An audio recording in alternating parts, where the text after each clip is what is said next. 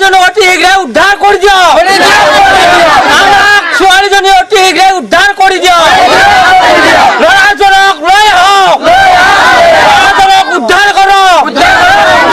ল'ৰাজনক লৈ আহক ছোৱালীজনীক উদ্ধাৰ কৰক আমাক ন্যায় লাগে মই এজন স্থানীয় সচেতন নাগৰিক হিচাপে মোৰ ঘৰৰ ওচৰৰ সীমা ভাগি এজনী মুছলমানী ছোৱালী একেবাৰে নাবালিকা মই নিজে লৈ ডাঙৰ কৰা ছোৱালী এজনী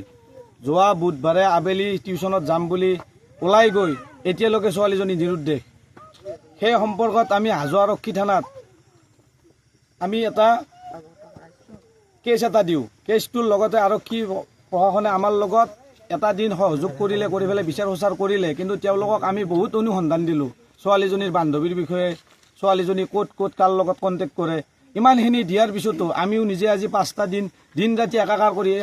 আপোনালোকে দেখা পাইছে গোটেই সমাজখন আছে আমি বিচাৰি আছোঁ কিন্তু এতিয়ালৈকে প্ৰশাসনে আমাক ছোৱালীজনী উদ্ধাৰ কৰি দিব পৰা নাই আমি জানিব পৰা মতে আমাৰ ওচৰৰে গাঁৱৰ এজন বিকি দাস নামৰ ল'ৰা এজনে ছোৱালীজনীক পলাই লৈ গৈছে কিন্তু দুৰ্ভাগ্যজনক এই যে ল'ৰাজনৰ ঘৰত এতিয়ালৈকে আমি যেতিয়াই পুলিচ প্ৰশাসন নহয় আমি নিজে বিচাৰি গৈছোঁ সচেতন নাগৰিক হিন্দু মুছলিম বুলি কোনো কথা নাই কিন্তু আমি এদিনো কিন্তু তেওঁলোকৰ গাৰ্জেনক আমি ঘৰত পোৱা নাই তলা লগোৱা হয়তো ইয়াতে কিবা এটা আমি সন্দেহৰ আমি কিবা এটা গোন্ধ পাইছোঁ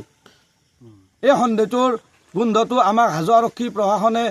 মাননীয় SP ডাঙৰীয়া মাননীয় DSP ডাঙৰীয়া মাননীয় হিমন্ত বিশ্ব ডাঙৰীয়াই উচিত তদন্ত কৰি আমাৰ এই নাবালিকা 14 বছৰীয়া ছোৱালীজনী অতি শীঘ্ৰে আমাক উদ্ধাৰ কৰি দিব লাগে আৰু এই যিটো এই অপকৰ্ম কৰিলে এই সৰু ছোৱালী এজনীক পলাই নিয়া বা কিডনেপ কৰা বা তেওঁৰ ওপৰত কিবা এটা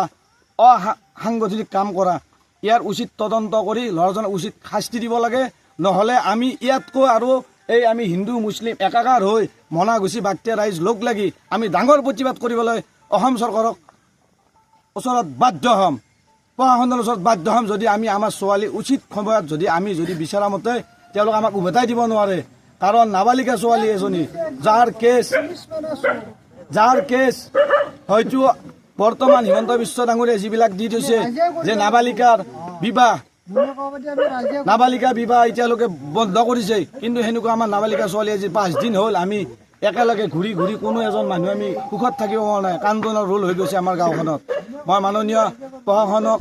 লগতে মাননীয় মুখ্যমন্ত্ৰী মহোদয়ক মাননীয় DSP ডাঙৰীয়াক মই অনুৰোধ জনাইছোঁ যাতে আমাৰ ছোৱালীজনী অতি শীঘ্ৰে প্ৰশাসনে লগ লাগি আমাক উদ্ধাৰ কৰি দিয়ে আৰু এই বিকি দাস নামৰ এই কালপিতজনক কৰেক্ট কৰি উচিত শাস্তি দিয়ে আমি এইখিনি যদি আমাক চৰকাৰে সহায় কৰে আমি নথৈ আনন্দিত হ'ম।